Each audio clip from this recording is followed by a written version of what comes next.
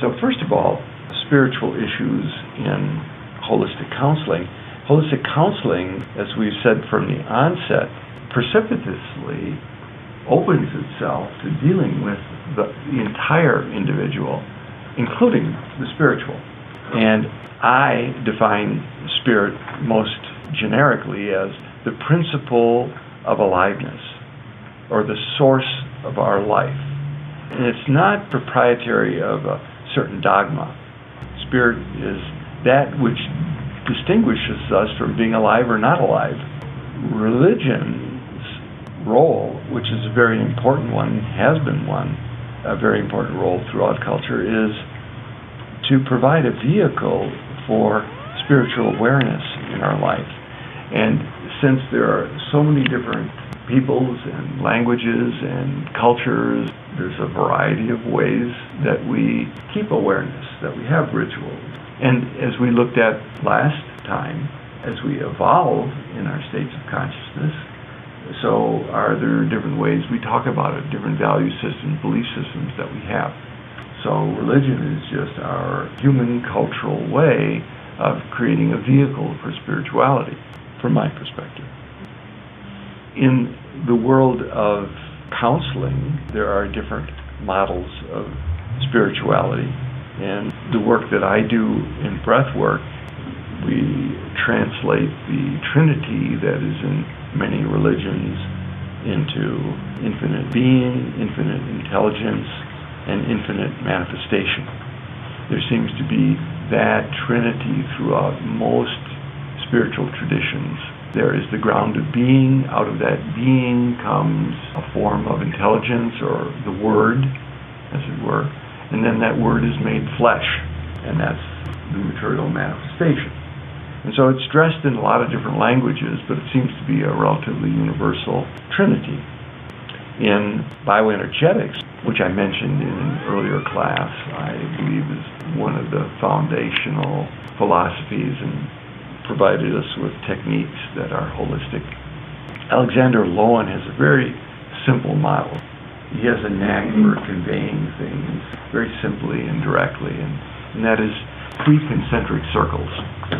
The first circle is our center, our core, and that's spirit. Around that spirit we have our personality, and there's a couple layers of that. The hidden layer, or the layer that's not immediately obvious, is the one that is our so-called dark side or shadow self, the so-called negative emotions. And I put parentheses around that saying so-called because truthfully in Alexander Lowen's philosophy and in mine, anger is not a negative.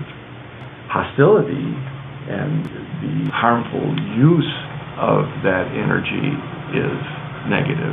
But anger itself is just life energy with the thought, I'm not getting what I want. It gives me a boost to go out there and get it. In counseling that's done from a religious perspective, pastoral counseling, often a traditional framework of God, soul, and body is used. God being the source of all spirit, the soul being an individualized form of spirit, and the body is a vehicle for that spirit's expression. The yogic tradition sees Brahman as the all, and the spirit is filtered through our human energy system with a series of energy centers in our body, or the chakras, as they're called, chakras. I like simple thoughts and simple diagrams, and there's one that amuses me, so I don't talk about it often, but I will here, which is that our level of awareness is kind of like a V, with the point of the V being in the earth, and the opening of the V being up to heavens, and that's like our awareness. And so as a human, my lowest form of awareness is that I'm stuck in the mud. All I am is a bunch of dirty molecules lumped together. And as I go higher in my awareness, I recognize, oh no, I'm free from the mud. There's an environment outside here, other beings, but I'm still quite individual from them. As I go higher, all of a sudden these V's start to intersect, And I recognize, well, maybe I'm not so isolated in my life. And I recognize, I go higher, the oneness of all of life, because we're all intersecting now. And if I get higher enough, all of those boundaries disappear. And I am part of the Atman and the oneness. So who am I? Well, it depends on what I'm paying attention to at the moment. I'm either stuck in the mud, or I'm a social creature, or I'm connected to all, or I'm the one. So we, as holistic counselors, have our own perspective on spirituality.